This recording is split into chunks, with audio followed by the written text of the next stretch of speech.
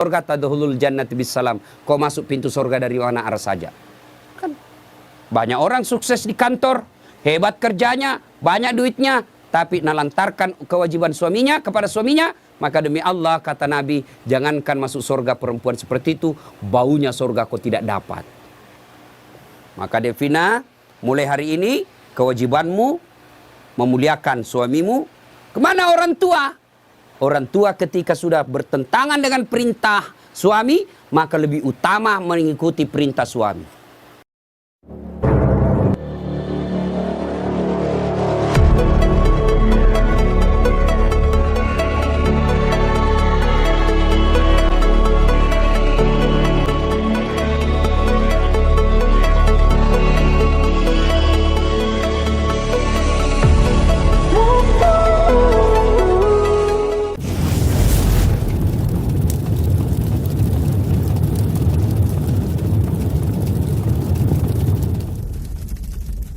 Sejujurnya, salah satu jenis ceramah yang paling saya tidak senangi adalah nasihat pengantin.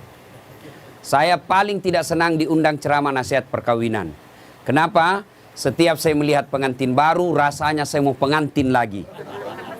Nah, ibu bapak, saudara-saudara sekalian, karena yang menikah ini adalah adik saya, adik ibu yang beda ibu, beda bapak. Andai saja saya tidak bersaudara hanya karena tidak dilahirkan oleh perut yang sama, tapi dalam prinsip-prinsip kehidupan persaudaraan rasanya saya adik saya. Makanya saya datang di tempat ini. Pun Bapak Ibu kalau melihat ceramah-ceramah saya di YouTube, itulah karyanya si Ali. Di sini dipanggil rupanya VJ. Saya panggilnya Ali. Ya, Ibu Bapak, saudara-saudara sekalian. Kesempatan ini saya ingin sampaikan beberapa nasihat. Bukan nasihat ustadz, tapi nasihat agama. Yang pertama, kedua mempelai. Nikah, luruskan niat. Umumnya anak muda menikah dia bayangkan tempat tidur. Kalau tempat tidur kau bayangkan untuk menikah, maka siap-siap kau kecewa. Kenapa? Nikmatnya itu hanya sementara. Begitu sebentarnya yang namanya tempat tidur, maka disebut bulan madu. Tidak dikatakan tahun madu. Karena sebentar saja. Maka Nabi katakan nikahilah seseorang karena 4 hal.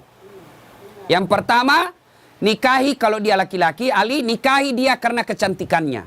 Ini penting cantik. Kenapa? Hampir 24 jam di depan kita. Baru bangun dia.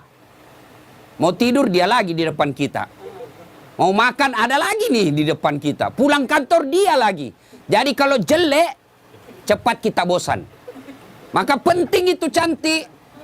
Ternyata cantik tidak boleh menjadi ukuran utama. Kenapa?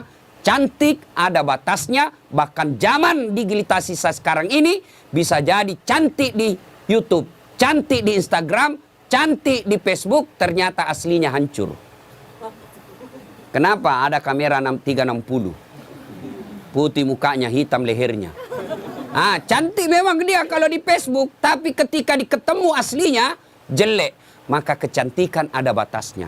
Okelah original kecantikannya. Sweet 17 kau cantik, 20 tahun kau cantik, 17 tahun kau cantik, tapi balik itu angka 17. 71 masih cantik, enggak lagi. Biar kau pakai dandanan apa kalau sudah keriput hancur itu cantiknya. Ya, yang kedua kata Nabi, nikahilah dia karena keturunannya. Wajib kita lihat keturunannya. Tapi ternyata tidak boleh jadi prioritas. Kenapa? Ada orang bapaknya Nabi, anaknya pengkhianat. Anaknya Nabi Nuh. Ada orang bapaknya pengkhianat, anaknya jadi Nabi. Ibrahim alaihissalam. Boleh melihat keturunannya, tapi tidak boleh menjadi prioritas. Kenapa? Karena ada orang bapaknya ulama, anaknya jadi penipu. Yang ketiga kata Nabi, nikahilah seseorang karena kekayaannya. Penting ini kekayaan. Itulah orang Bugis katakan, komelo komak bene, mita ko irong kayu mau decengi. Kalau kau mau menikah, lihat kamu apa yang kamu bisa hidup di situ. Tapi ternyata tidak boleh jadi prioritas. Kenapa? Harga diri seorang laki-laki, jangan kau gantungkan hidupmu sama mertuamu. Insyaallah kalau orang Bugis tidak. Bapak saya sempat sampaikan kepada orang tua mempelai, insya Allah Bapak tidak dikecewakan oleh saudara Ali. Setahu saya yang selihat secara kasat mata, langka juga laki-laki seperti Ali. punya prinsip hidup, jujur, dan jangan coba-coba kalau mau dibilang bohong, insya Allah tidak akan Bapak temui di situ. Prinsip hidup yang paling penting bagi laki-laki adalah tegas. Ketika dia punya ketegasan, punya prinsip hidup, insya Allah anaknya Bapak akan dilindungi. Yang keempat, kata Nabi, nikahi karena agamanya. Bertanya mahasiswa saya di Unhas, Ustadz, kenapa agama nomor 4? Mestinya kan nomor 1. Jangan salah paham. Agama betul nomor 4, tapi dia tidak titik di situ, koma. Utamakan agamanya, karena dengan agama kau dapat semuanya. Mendapat perempuan yang cantik, keturunan baik-baik, anak orang kaya, penghafal Quran, rasanya kalau ada 100 cewek belum tentu ada 1. Ada yang cantik mukanya, hancur akhlaknya. Ada yang akhlaknya baik, mukanya kesurupan. Jadi untuk cari sempurna ini sangat jarang. Kalau ada perempuan di Dumai ini, ya sudahlah cantik, anak orang kaya, keturunan baik-baik, hafal Quran. Kalau ada tunjukkan saya juga masih mau. Iya kan? Sangat susah. Maka Nabi katakan utamakan agamanya. Dengan agama, insya Allah mukanya tidak cantik, tutur kata dan akhlaknya mempercantik itu. Dia tidak kaya tapi akhlaknya baik. Dengan akhlak baik memperkaya dirinya. Dia tidak terlalu keturunan baik-baik tapi dia sendiri yang baik agamanya. Maka dia akan memperbaiki keluarganya. Nah ibu bapak, kita kan mau semuanya. Saya pernah rasakan Pak.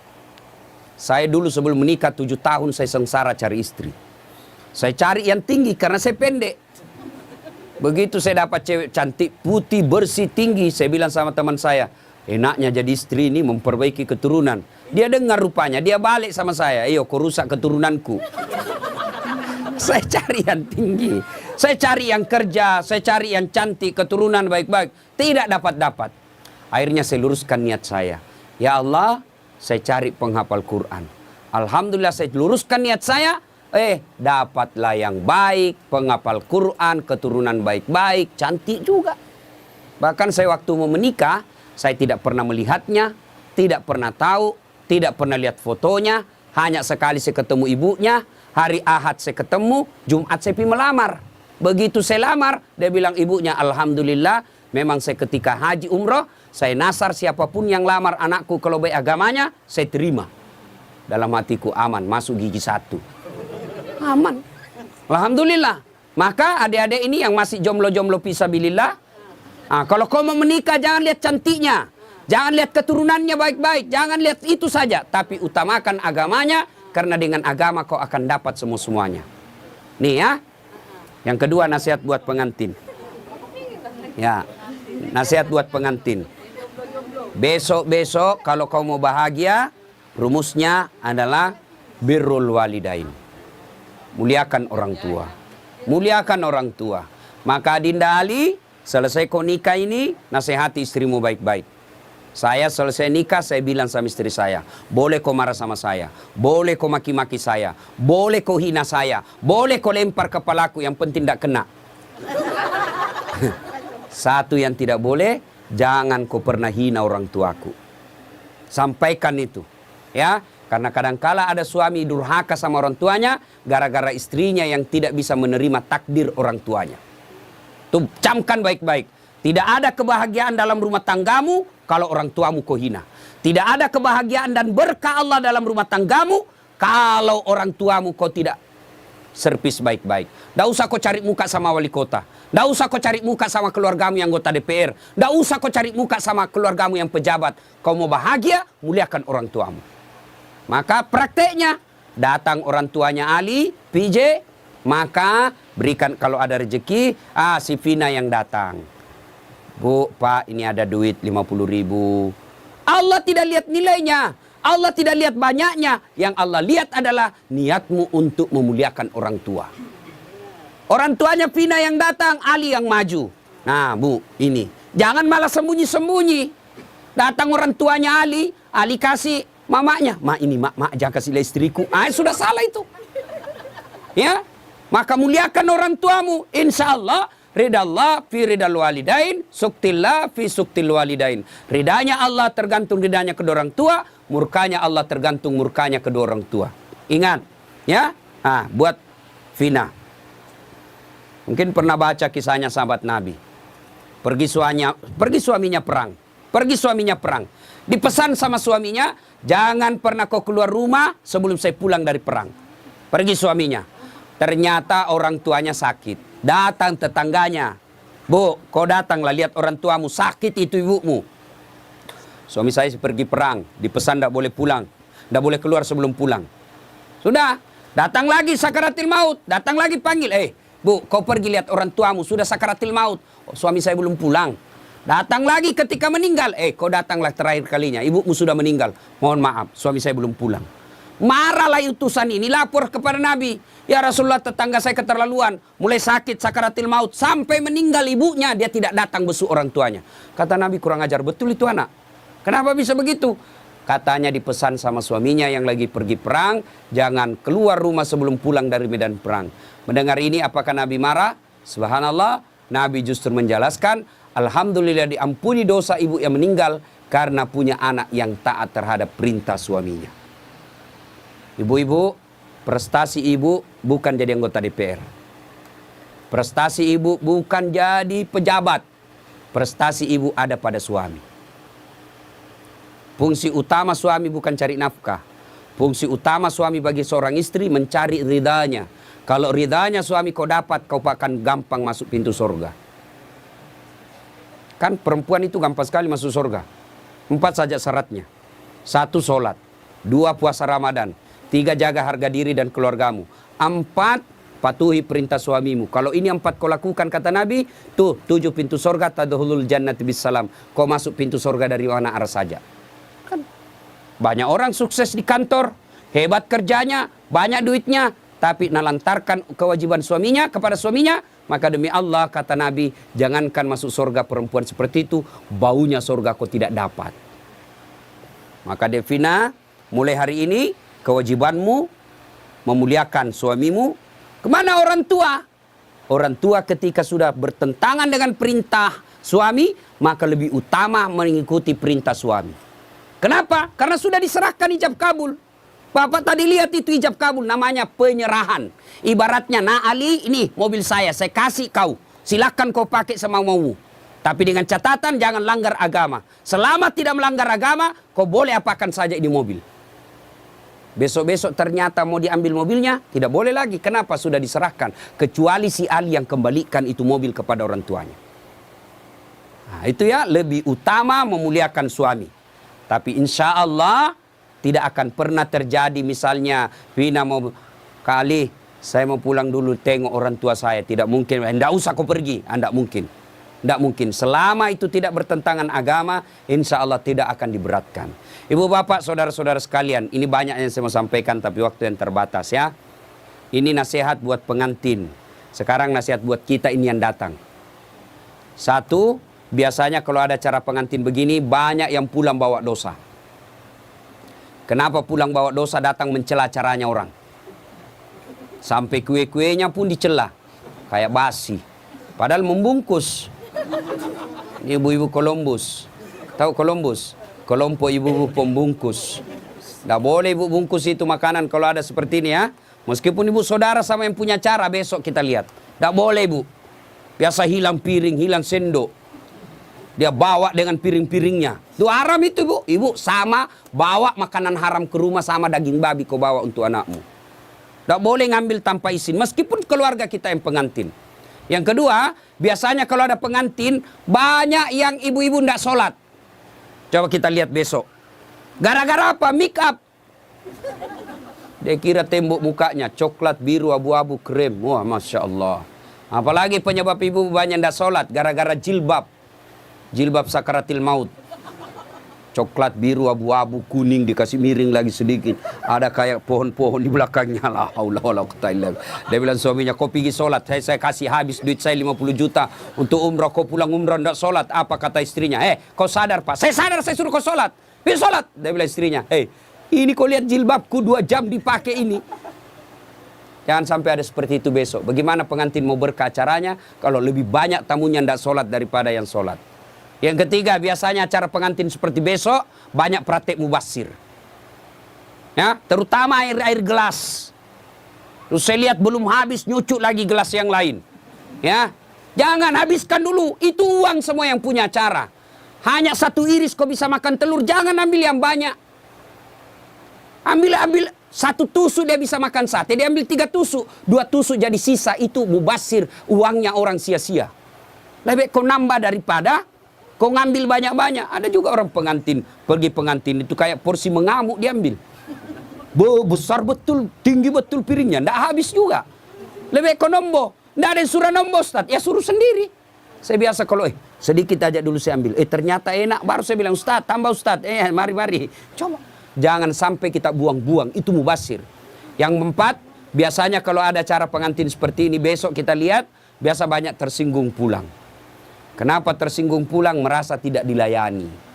Ya, jauh-jauh saya dari Pekanbaru, habis duit saya pesawat, sampai di sini tidak diurus dengan baik. Tidak mungkin yang punya acara melayani ibu sepenuh hati. Kenapa? Ya jamaahnya banyak, tamunya banyak, jadi kita ngerti aja. Sampai ada yang pulang ngambek, nggak mau lagi saya ke sana. Kenapa? Setengah mati saya jauh-jauh, pakai baju baru, nggak kena syuting. Gara-gara syuting dia ngambek. Nah, ibu bapak, saudara-saudara sekalian. Nah, akhirnya adik Vina dengan PJ, kamu akan mengalami nanti geger budaya. Ya, persentuhan budaya yang berat. Itu pasti ada konflik, pasti. Ya, kalau tadi selama kau pacaran semua yang enak-enak. Ngomongnya iya kak, iya Dinda, hati-hati ada batu. Itu waktu pacaran. Salam sayang selalu, itu waktu digoda. Tiap malam video call, ya sayangku. Sudah ada anakmu 2 mulai aslinya keluar. Jatuh istrinya, di mana kau simpan matamu dong? Itu kalau mulai asli. Budaya ini akan ikut menentukan. Saya lihat tadi kalau budaya tadi apa itu berbalas pantun. Saya bilang kalau di Sulawesi tidak jadi pengantin kalau begini. Tidak ada yang bisa balas-balas pantun. Ternyata ya inilah budaya. Maka kuncinya adalah sabar.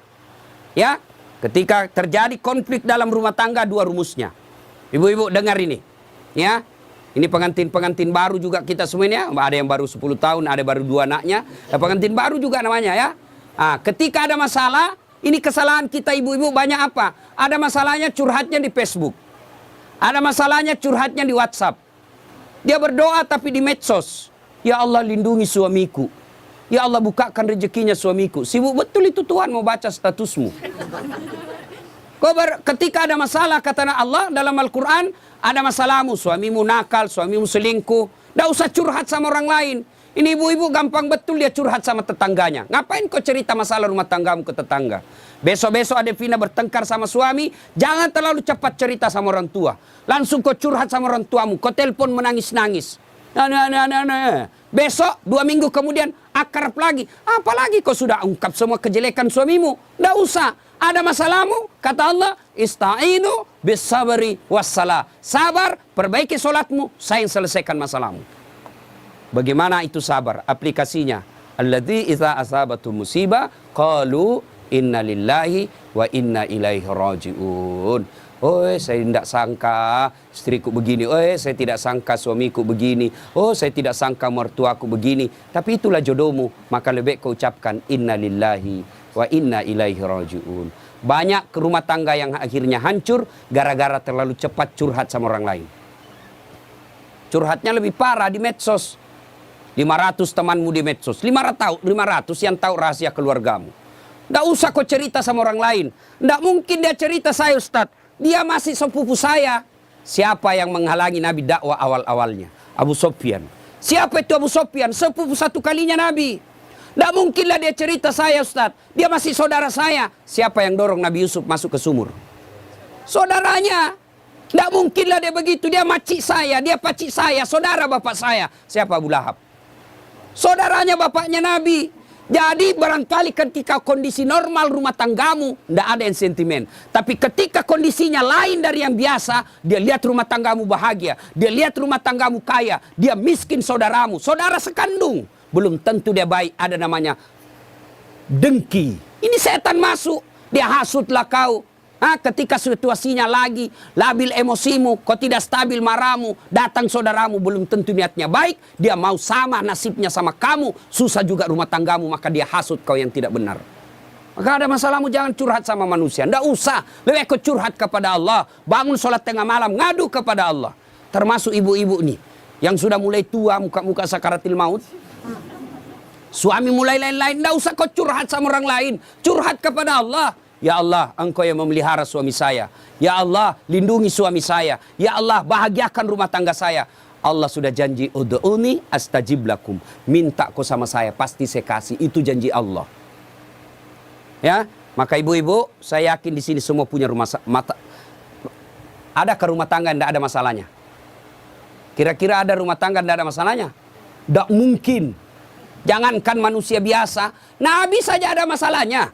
Dalam rumah tangga, dalam struktur keluarga, Nabi diusir. Diusir dari Mekah kan, hijrah ke Madinah. Siapa yang usir? Bukan orang lain. Siapa? Pamannya sendiri. Dalam ekonomi, apa Nabi kaya? Tidak, Khadijah tadinya kaya, miskin setelah bersuamikan Rasulullah. Sampai dijelaskan pernah 3 hari 3 malam tidak makan. Itu Nabi. Dalam kesetiaan rumah tangga, Nabi pernah diuji dengan kesabarannya. Dengan cara apa? Aisyah difitnah selingkuh. Itu Nabi, apalagi kita. Ada yang bilang sama Ustadz, hebat betul rumah tangganya. Kenapa? Bahagianya rumah tangganya. Kenapa kau tahu? Itu foto-fotonya di Facebook, romantisnya. Ya itu foto di Facebook berapa menit kita bisa bikin. Bodoh itu namanya kalau bertengkar dia share di Facebook. Beleng-beleng namanya itu. Tak mungkin lah, semua yang baik-baik. Maka begitu ada masalah, ista'inu bis-sabri was-shalah. Sabar saja. Yang kedua, perbaiki sholat. Nah ini sholat yang jadi masalah. Ya, apalagi kalau pengantin baru, subuh terutama. Allah kasih toleransi. Tapi sekarang sudah modern Pak. Ada air hangat, ada air sudah. Tidak seperti pengantin baru dulu kan. Rumah tidak ada kamarnya. Tamu 1 minggu baru pulang. Bingung kita Pak. Mau cari kamar tidak ada. Malu-malu lagi. Kamar mandinya dibawa pula. Mau mandi dilihat jauh orang basah kepala, tidak enak. Sekarang aman, 1 kamar sudah ada kamar mandinya di dalam. Pun kalau kenapa malu, kenapa mesti malu? Ini sudah halal. Ya, nah ibu bapak, saudara-saudara sekalian, banyak yang ingin saya sampaikan tapi waktu yang terbatas. Ada yang saya lupa satu lagi. Adinda Ali, besok-besok kalau marah jangan gampang bilang talak. Ini dengar semua laki-laki. Ya, marah jangan gampang bilang talak. Misal kau bertengkar langsung kau bilang, saya talak kamu. Jatuh talak 1. Artinya masih boleh campur. Damai malamnya masih boleh campur. Tapi ketika kau bilang, saya talak kamu. 5 menit kau banting pintu, saya talak kamu. Jatuh talak 2. Artinya, kamu tidak boleh campur sebelum nikah ulang. Panggil 2 saksi, ibu bapaknya, ada mahar, ijab kabul, baru boleh campur. Nikah ulang. Kalau kau tidak, nikah ulang campur sama hukumnya kau berzina. Bagaimana kalau dia saya talak kamu? 5 menit kemudian saya talak betul kau. Keluar dari rumahnya dia banting pintu, saya talak kau cilaka. Jatuh talak 3. Artinya apa? Harus cerai dulu baik-baik. Lalu dia nikah dengan dia menunggu 3 bulan, lalu menikah dengan laki-laki lain. Ternyata tidak cocok, dia cerai dengan laki-laki tersebut. Kau harus menunggu lagi 3 kali haid, baru kau nikah kembali. Hati-hati bilang talak. Bagaimana kalau perempuan bilang talak? Talaka, talaka, talaka, talaka, talaka, talaka. Biar sampai di atas pantatnya. Kenapa? Kenapa hak talak ada pada laki-laki, bukan sama perempuan, ya? Maka bapak ibu yang gampang-gampang, ibu bapak-bapak yang gampang marah, jangan kau gampang bilang talak. Marah bagaimanapun jangan bilang talak. Kalau dia bilang istrimu antar, kasih kembali saya ke rumahku. Oke, saya kembalikan kau ke rumahmu, saya ikut ke mertuaku. Anda jangan masalah seperti itu ya. Besok-besok Ali cari harta, jangan menghalalkan segala cara. Tapi insya Allah, saya tahu betul ini PJ atau Ali sangat disiplin dalam soal halal atau haram. Insya Allah. Demikian, mudah-mudahan ada manfaat. Sebelum kita akhiri, mari kita kirimkan suratul Fatihah kepada Rasulullah Muhammad SAW. Khasiat dan keutamannya kita ikhlaskan untuk kedua mempelai. Mudah-mudahan menjadi keluarga sakinah mawaddah warahmah, diperkumpulkan bukan cuma di dunia, tapi insya Allah sampai di akhirat kelak. Bila hadatin Nabi Mustafa Muhammad SAW. Al-Fatihah. Bismillahirrahmanirrahim.